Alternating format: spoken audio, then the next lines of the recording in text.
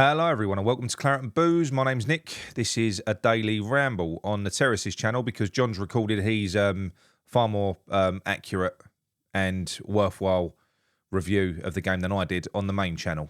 So he's cancelled out my shit show last night because it was a shit show.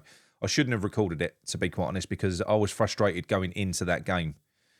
I was angry. That's why I didn't do the watch along, because I didn't want to be miserable. So I was scheduled to be doing a watch along, but I was angry because of the failings in this window. I was angry because, do you know what? I've been part of the fucking of the games as well, because I was fully on board and fully believed that West Ham were trying to sign the players that were being offered to them. Not at any point, if we weren't signing any players, Sullivan would be saying, "Don't bring these players in." But the amount of players that he does it for that reason. He does it for manipulation of the fan base. He does it to make it look like he's trying, but he ain't. And when I saw the lineup and I saw the squad, I just thought, fucking hell. And it was, John's absolutely right what he said. It was, when you consider the team that we had on the pitch, it was a real gutsy performance. Again, all of the players knew their jobs. It was executed really well. For half an hour, we did completely kill the game. Chelsea had nowhere to go. So it was a block really well executed. And when we did transition and we got the chance to break, we broke with danger. There was clearly a weakness identified by Potter in is it Colwell, the centre-back, that had a nightmare, because we were putting him under so much pressure. And although Bowen's goal came from a mistake, it was a mistake that we created because we put that guy under pressure. He made a sloppy pass. Bowen anticipated it. Weren't an easy chance either, and he completely buried it. So, I didn't give the team or anyone anywhere near enough credit yesterday, and rightly so. I got pulled up in the chat, in the comments, and the callers yesterday, so I'm not always going to get it right. I think in future, because Potter's a man that I do believe in, and this isn't a mess of he's making, he does deserve a little bit more patience. Absolutely, he does deserve a little bit more patience than what I gave him last night. Because like I said, he's making the best of a bad situation, and I don't think that this is down to him. I think that this is more down to the board, and he's coming out saying all the right things to motivate his players. He's not going to come out in a press conference, a guy with a psychology degree that's massive on team bonding and stuff like that, and say, "Oh no, the team's crap. It's got gaps everywhere. We need players." He's not doing that. He's erring on the side of caution. What if we don't sign anyone? He's just building up the morale and the belief in the team and the squad that he's got. So I do respect it. I do respect it. I need to stop being so knee jerky. I have got PTSD from Moyes and Lopetegui. I need to recover from that in the next 2 weeks. And I do assure you that next time I watch a game, if I feel like that, I think what I'm going to do is not review the game directly afterwards. So I'm not going to jump online directly post-match. I'm going to take a breath, take a moment, and I'll do a next day.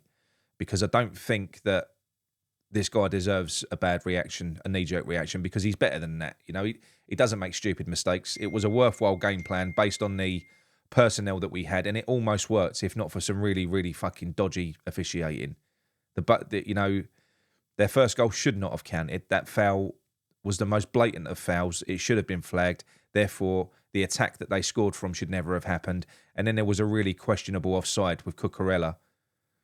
To me, when I watched the replay back, I think you could clearly see the change in spin of that ball that proves that the ball came off the Chelsea player's head. So, no, for me, there were two fronts where that goal should have been disallowed. They could have gone on and scored anyway. We don't know. But the fact of the matter is you can only judge it based on what we saw. They scored 2 goals. We lost 2-1. One of them shouldn't have counted. Therefore, we should have got something out of that game, and we probably deserved to get something out of the game. I maintain what I said about Guilherme, though. And that's the one frustration. The only criticism that I could leverage was the change to bring Ings on and not bring Guilherme on earlier, because I think that we needed pace. And Guilherme proved. It's the first time I've seen him really open up, where he drove through the middle of the ball, close control, with 3 or 4 players chasing him that couldn't get near him. He looks like he's got ability. So there must be something else there as to why they're not playing him. There's got to be another reason as to why they're not playing him. Because I think he looks a talent. He looks a talent. He's got the tools to be a top player. He's got the physicality. He's got the pace. He's got I really want to see him give him more minutes. I'm not saying start him, but he should be getting more than 3 minutes at the end of a game. He should be coming on with 20 minutes to go, so that he can actually sort of bed in and really have a chance of affecting the game. That's the one thing that I would say. That's the only, real retrospective thing that I will look back at and think, yeah, that's one thing that we could have done different. But no, on the whole, that was good. I was unfair. I was rightly pulled up. And like I said, I'm not going to get it right every time. I'm not. It's been a long, hard fucking month. And yeah, I also feel stupid as well. Like I said at the start of the video, I feel stupid and I feel guilty because I've not been. I feel stupid for believing it myself because I did believe it. I believed that we were going to be signing some of these players and when you look at the squad that we had, you think, how could we not? But we didn't. So it is what it is. Moving forwards, when we come back against Brentford, we do need to win that game because I think 36 points will get you safe. It will get you safe. And we need to get there as quickly as possible so that Potter can actually have this long pre-season. Because at the moment, it's not.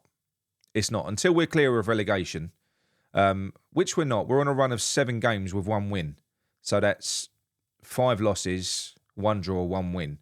We need to, for all the improvements in performances, the results do need to start coming so that we can just be safe. And then once we hit 36 points, Potter can do what he wants. Then we can just focus on him trying to embed his philosophy, getting his players to play the way that he wants to play, and us just concentrating on performances, really, because little else will matter at that point. So that's where I want us to get to. And when we've got the likes of Ferguson leading our attack, and I'm warming to that as well now, because there is no two ways about it. Ferguson is a big, big talent. So if we can get a fit and firing Ferguson who's hungry, who's in a shop window, who's really going to be sort of looking to go and restore his reputation as a striker, that can only help us. You've got the likes of Paqueta that will be back because he was apparently 50-50 for that game. Somerville will be back. Bowen is back. Tadebo's apparently rumoured to be back earlier than anticipated. That's going to make a massive difference to Potter.